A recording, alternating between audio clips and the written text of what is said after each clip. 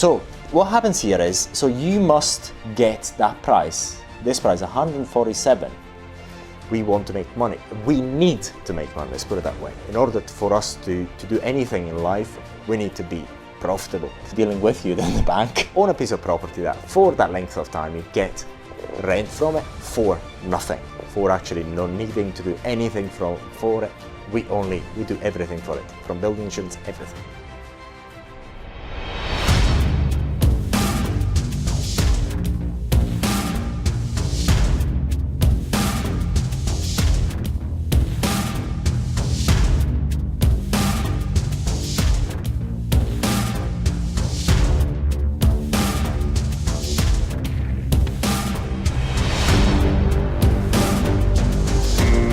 In this video, we're going to talk to you about why the lease option agreement to actually purchase the house from you, if you have fallen into negative equity, is one of the very best options. Now, first of all, I would like to point out that if you actually you do not understand the lease option agreement, we have made a video showing how the lease option agreement works for both the seller and the investor, and how you, the seller, makes more money, and we, the investors, make even more money by controlling more properties more quickly by using less cash up front in order to get your house. So that is, if you want to know more about that, watch that video. But in this particular video, we're going to talk about how the lease option agreement can actually help you if you're falling into negative equities in order to release from any stress and release you from any problem. You've got to understand the basics of lease option agreements. Basically, in the lease option agreements, there's two components. One is the rent, which is a guaranteed rent with some clauses which are covered in the contract. And the clauses are quite straightforward. Break clauses, 3 months or 6 months break clauses, which are negotiated up front. But normally you should not be scared of them, because these break clauses are something that we do not want to use at all. It's just something, a safeguard in order if something is actually going wrong, but it's extremely unlikely for us to actually do it, because if you actually understand, we have actually put money down on your property in order to secure the lease, paid for your solicitor fees and everything else, so we don't want to use it. But it's just a safety net. If something in the very worst case scenario would actually happen, extremely unlikely, we want to safeguard ourselves. And the purchase price. So what happens when you fall in negative equities is that you want to move on, but you cannot sell the house or the building at the price you want to sell it. Or actually, better said, you need to sell it, because if you sell it at that current market value, then you're going to get less for your house and you're not able to pay your mortgage company back, and then will chase you for the balance. And they're legally, mostly, they can actually chase you for the balance, and you're liable for whatever balance that is outstanding on the sale. So basically, we as investors have got a skill set where we're able to actually resolve a problem for you. It may be not a problem for us, it may be an opportunity, a piece of cake for us. Please don't take it the wrong way, because say for example, I just made a number of times the mechanic example. Your car breaks down, for instance. Would you want to go and work it out yourself in order to save that money? Or would you go to a mechanic? Mechanic is going to be more expensive than you working it out yourself. 100 times more expensive, not 100 times more expensive, but more expensive, and certainly. But think about it. If your car breaks down, you take it to a mechanic, within maybe 3 to 5 hours, they're going to sort it out. You're going to pay them for it, quite an amount. But if you did it yourself, maybe it would take you 2 weeks to actually sort it out, and maybe even after 2 weeks, because you don't have the skills you would need. You're not that sort of person to be a mechanic. You pull your hair out and you wouldn't be able to actually sort it out. So it is a similar thing.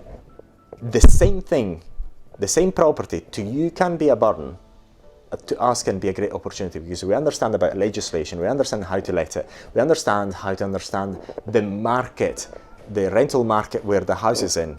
We understand how to refurbish the house, how to select tenants, how to find the team in order to manage the property remotely. Maybe something that you're not good at. We're very good at it. So your house or your property that is a problem, to us all of a sudden is a piece of cake. So we can take the same property, cover your mortgage interest payments, sort out whatever we need to sort out to the property. Obviously, beforehand, we agree on a minimum on the mortgage payment, on the monthly payment to you, and the final purchase price and the end of the lease. And the lease can be 5, 10 years, 20 years, whatever we want to make it. So, and then this is both the lease amount, the amount where we pay you monthly, is negotiated between the two of us, and the final price at the end of the lease is negotiated as well. Now, the rent that we pay you and the rent that a tenant would pay you are very different things. If a tenant pays you, then you are responsible for many things. Compliance of the premises with all legislation, fire safety, if you need to be compliant with that, EPC rating, boiler goes down, maintenance, you name it. You're responsible for all that, legally responsible for all that. You have to have building insurance and whatnot. And the tenant cannot actually go and put stud walls up, are not responsible for anything whatsoever. If the roof has got a problem, a leak, you must resolve it, not the tenant. So all these things are very different with us, because with us, we are responsible for everything as if we own the house. In the lease option agreement, we are taking over your house as the parties who's responsible for it, as if we are the owners. So that rent amount is much, much lower, because it's actually zero risk for you to get that rent. So you haven't got to, basically it's pretty much as guaranteed rent, and you don't have to fork out anything. You just own a piece of property that for that length of time you get rent from it for nothing, for actually not needing to do anything for it. We do everything for it, from building insurance, everything. Compliance with the legislation, if we need to upgrade it in order to make it compliant, we will do so.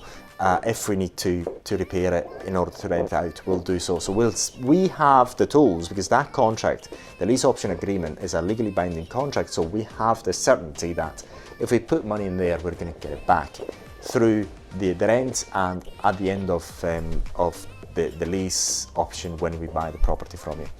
Then the other point about the lease option is that length of time of the lease.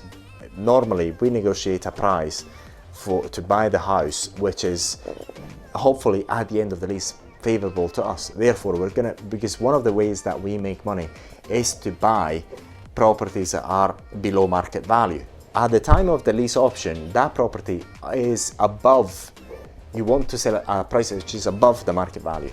But the same value, 5, 10 years, 15 years down the line, the longer we go down the line, the most likely that same price is a below market value later on. So what we want to do, we as investors, in order to make money, because we are a business, we want to make money. We need to make money, let's put it that way. In order for us to do anything in life, we need to be profitable.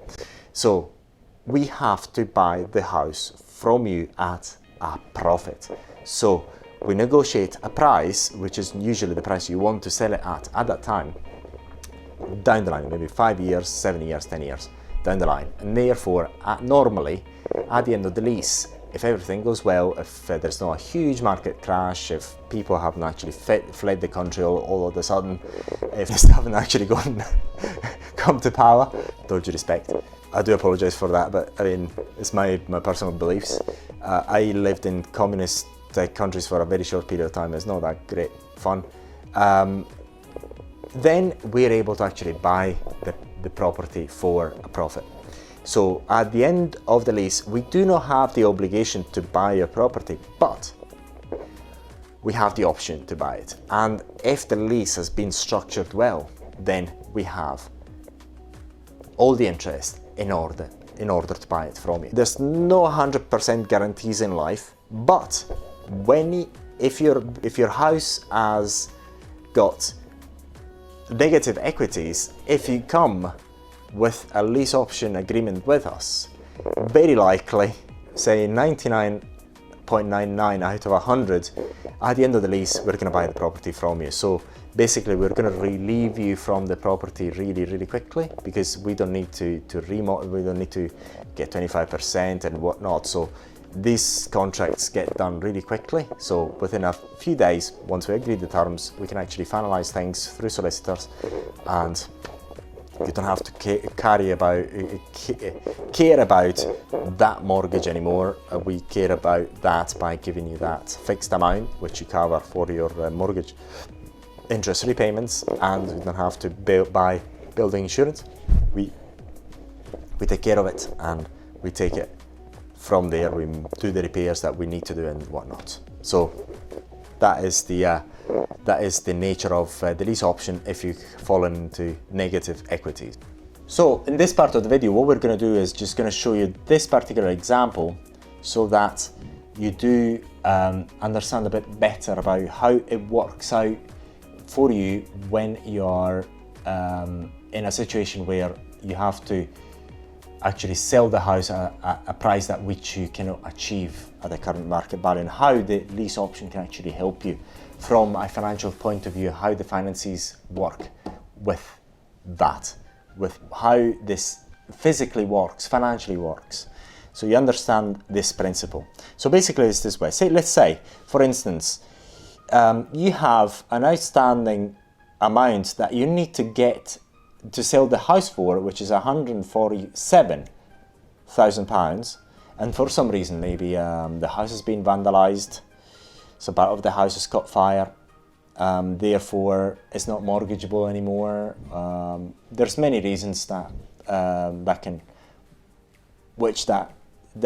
this type of thing can happen, and this is why we investors are very good at it, because we've got we normally keep equities, so if something goes wrong, we're able to have cash available to sort things out. So this is why we're very, very good at these things. So what happens here is, so you must get that price, this price, 147, in order to get rid of your mortgage, pay for the lawyers, whatever else, maybe get rid of the tax, or pay the tax, whatever else. Now, you cannot achieve it today, because the most you can get is 135, or maybe less, you don't know. But what we can do, because we know how to fix the house effectively, we know how to put it on the market, we know how to make it compliant with the legislation, and everything else is a piece of cake for us. So if we actually bought it undervalued, let's say for example, we bought it undervalued and you got screwed up, excuse my language, you really need to fork out the difference and whatnot, which is a pain in the neck. We don't wish it onto anyone, absolutely no one.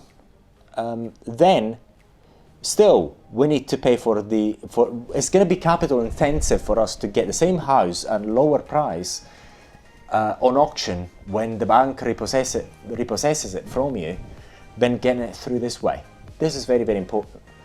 Let's say for example, your house, so basically you give up on it. You say, I've had enough.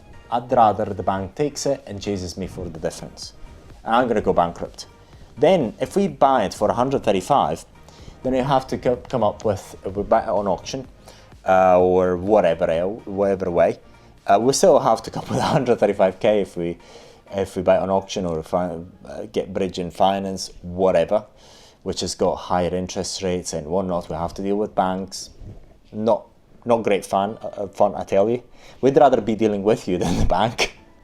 And so not great fun, but still then we have to pay, we have to actually find the cash to put it back to the state that it needs to be. Whereas, so it's going to be far more cash intensive. So, and then if for some reason it's still mortgageable, then we still have to find 25% of 135, for example, still pay for stamp duties. Then on top of it, we have to find the cash we have to fork out the cash in order to refurbish it. So it's going to be capital intensive, and that takes time, because money is time and time is money, which is actually taken away from other things. Whereas, listen to this, it's kind of very, very interesting. Whereas, if we only take care of your mortgage in this case, say the outstanding mortgages on this amount, or 140k, we don't need to come up with 25k, sorry, not 25k, 25% of that amount in order to do it. So we use the finances already there in place. The mortgage company is not interested as long as they get their money, as long as you don't break their terms. So they're not that interested. So we go with basically, by paying the solicitor fees to get a lease option agreement, we agreed on the final price, which could be quite close to that amount, after 10 years, 5 years, whatever. But we immediately, for saying, normally the lawyer's fees are £1,000 or £1,500. We have to fork out £1,500. We don't have to pay stamp duties. We don't have to put 25%. We only need to say, for example, on this amount, maybe you would need to pay £400, £450 for interest, for example. I'm just talking out of whatever. Yeah, £400 a month. So we just pay monthly that amount. So we don't have to go through the stamp duty and all that, find the cash up front, 25% up front. We only have to pay that while we refurbish the property in order to rent it again, make it work, which is much less money, because we can actually do that refurbishment in a very short period of time because we've got the skills. So we have all of a sudden, if we've done our job right, a cash flowing positive asset, which we do not have to fork out loads of cash for. And that makes it extremely good for us, because the same cash we can actually use for maybe find other lease option agreements or find another deal, whatever. So we can actually control far more assets more quickly and more effectively, which makes our business better. And then at the end of the lease, say for example, if it's a 10-year lease, maybe it's going to be worth 210, and then we're able to buy at that price. But at that price, we've got two advantages from our point of view. From your point of view, basically, you get rid of all the problems as soon as the lease starts, and you secure that sale that you need to secure, because you know that once we got the house, we want to actually buy it from you. And do apologize for buying it underpriced in the future, but this is how we make money, and this is how we are encouraged to actually do it, because we have the option or the obligation to buy. So I beg your pardon if we're getting the deals that have got to work for us, because we are a business that we've got to make money to be going anywhere. And then if at the end of the lease there's no much sense for us to actually buy it and pay the stamp duty, to fork out the 25% and whatnot, we might as well not buy it. So if we are negotiating a deal that is very likely going to be favourable to us in the future, is so that we can actually buy it in the future. Because if we're not getting a good deal then, we might as well use the same cash, which we've actually used to buy your house, for other purposes. Because basically, if everything goes well on that lease option, then we should have made some money throughout the length of the lease. So at that time then, you're relieved of your asset, even from the title deeds, and everyone is happy, you're happy, we're happy, and everyone walks away. Both parties walk away quite happily. So hopefully this video has been quite long. I do apologize, but hopefully it actually lets you understand how the lease option agreement is a great tool for you when and if you actually fallen into negative equities.